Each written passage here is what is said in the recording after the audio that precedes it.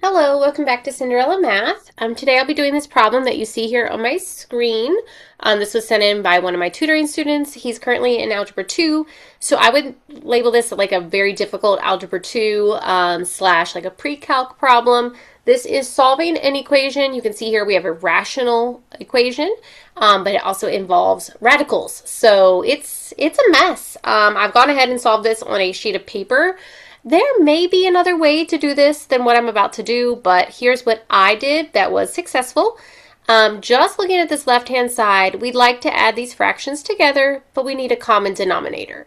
So we will invite 1 plus root x to here, bring him upstairs, because we have to be fair, and we will invite 1 minus x here and here. Just ignore the right-hand side for a second.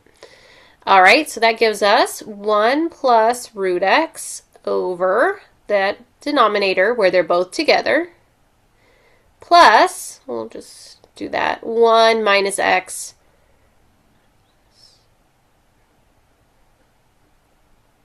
equals, and still just ignoring the right-hand side.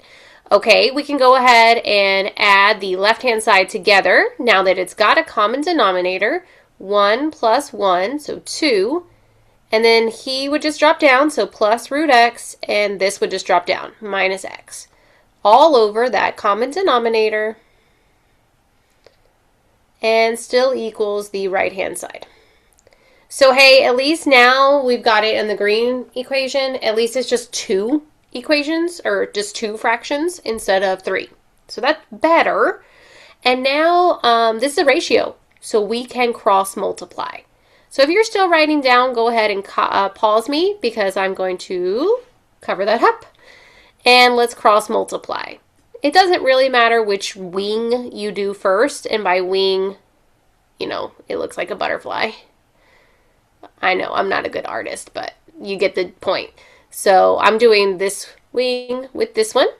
So that's going to be 2 plus root x minus x times 1 minus root x equals this times this. So that would be 1 minus x, 1 plus root x. This one is not going to make a difference. We can just get that off.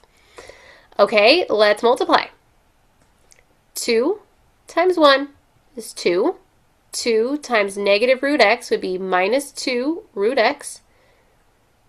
Okay, now this one, root x times 1, so that would be positive root x.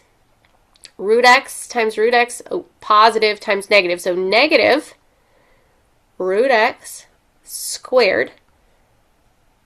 And now this one, negative x times 1, so that's negative x. And then negative times negative, so positive x root x. Okay, and now going on to the other side, 1 times 1, 1 times root x, negative x, and negative x root x. All right, now we just have a huge algebra mess, but at least we have eliminated the fractions. Okay, let's clean this up here. Okay, so 2. These are like terms. This has a 1. Negative 2 plus 1 could be negative 1 root x, or just negative root x is fine. Right here, this will cancel and just be x.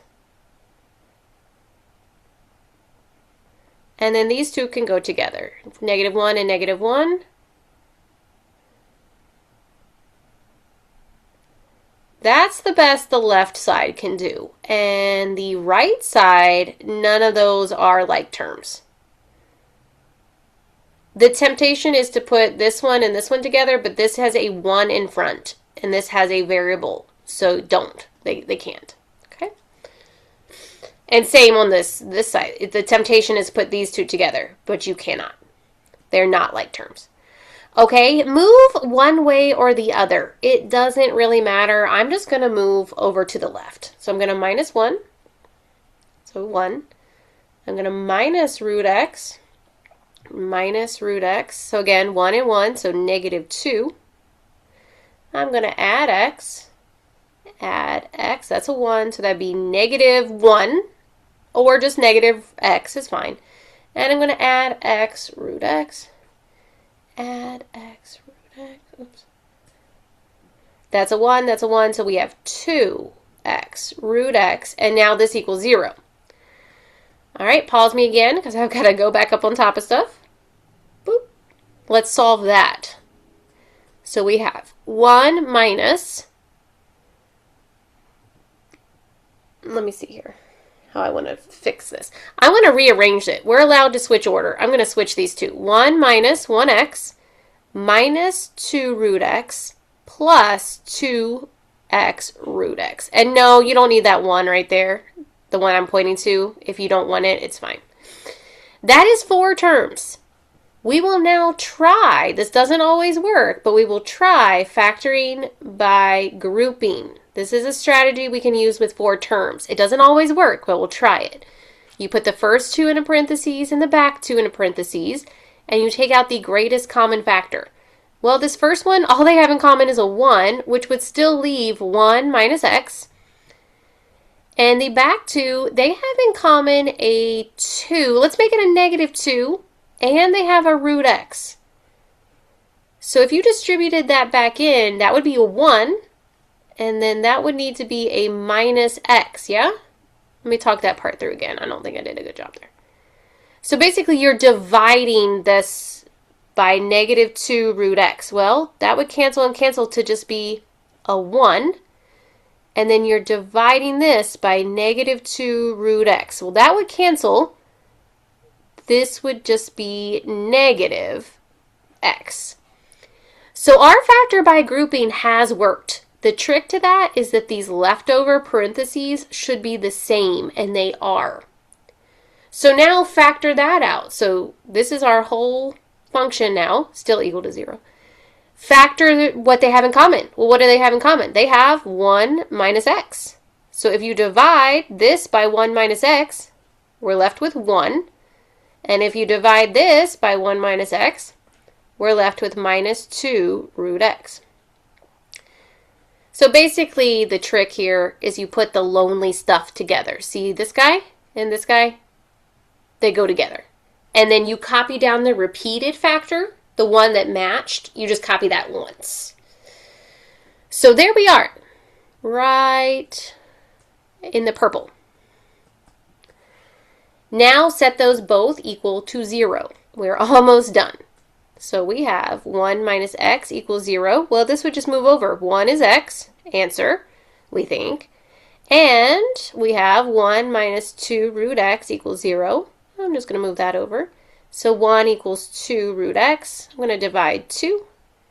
So half equals root x. I'm going to square and square. 1 squared is 1, 2 squared is 4.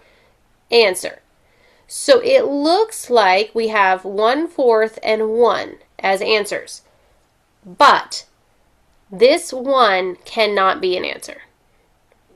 And we're just left with a 4th. Why? Why did I eliminate the 1?